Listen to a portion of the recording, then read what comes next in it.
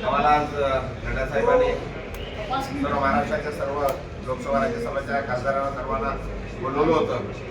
TB बद्दल TB eradication मध्ये खासदारांनी काय काम करावं, काय हे काम केलंय, काय सरकारची काय उपाययोजना आहे हे सांगण्याकरता आणि कुठल्या पद्धतीने मिळून करू शकतो आपण त्याकरता आम्हाला सर्वांना बोलवलं होतं.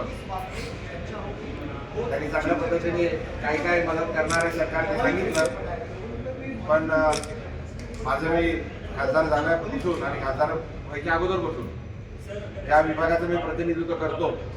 मुंबई, ईशान्य मुंबई या ठिकाणी पूर्ण मुंबईचा कचरा हा ईशान्य मुंबईमध्ये येतो आणि त्याच्यामुळे टॉक्सिक फ्युम्स त्या कचऱ्यामध्ये येतात. त्याच्यामुळे लोकांना खूप रोगराई होते. मध्ये मुलुंड असू दे, मुलुंडला डम्पिंग ग्राउंड बंद झालं आहे, पण तिकडे ते टॉक्सिक फ्युम्स अजून येतातच आहे. कचरा जाळला जातो. भांडूप आहे, कांजूर आहे, कांजूरला नवीन डम्पिंग यार्ड आहे, तिकडे कचरा अजून टाकणं बंद नाही झालेलं आहे. शिवाजीनगर गोवंटीचं सुप्रीम कोर्टाने सांगितलं बंद करायचं, म्हणजे या पुढची प्रोव्हिजन करायचं आहे. कचरा जाईल कुठे, कचरा जनरेट होईल तर पुढे त्याची विल्हेवाट लावली पाहिजे. पण ते जे पुढे त्या कंपनीजना सांगितलेलं आहे काही ना काही अडचण करून ते मुंबईला हॉस्पिटल माझ्या मतदारसंघामध्ये मुंबईला मी जेव्हा मागच्या वेळी 2009 ते 14 खासदार होतो तेव्हा मुलुंडला अग्रवाल हॉस्पिटल म्हणून आहे. त्या हॉस्पिटलचं काम सुरू झालं आहे. अजून ते हॉस्पिटल चालू झालेलं नाही.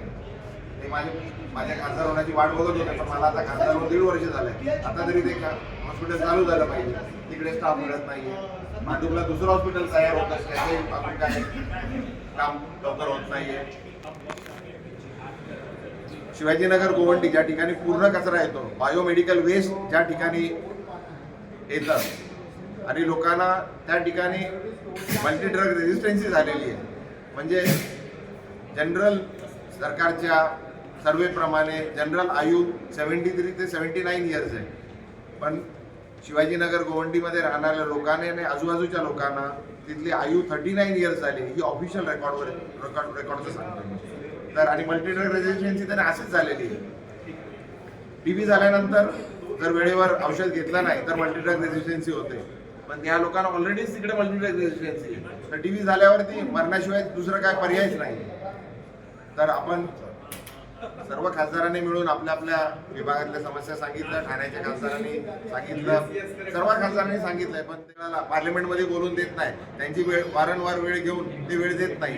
त्यांना खूप व्यस्त एका पक्षाचे अध्यक्ष पण आहेत आणि आमच्या महाराष्ट्राच्या सर्वच खासदारांची एका बाबा त्यांनी वेळ दिला पाहिजे. आणि मला मी वारंवार 1.5 वर्ष झाले त्यांचा वेळ मागतोय का बाबा आमच्या इकडे हॉस्पिटल्स आहेत, तिकडे जरा डॉक्टरांची सोय होत नाहीये, डॉक्टर यायला तयार नाही, डॉक्टर ठेवले का लगेच पळून जातात.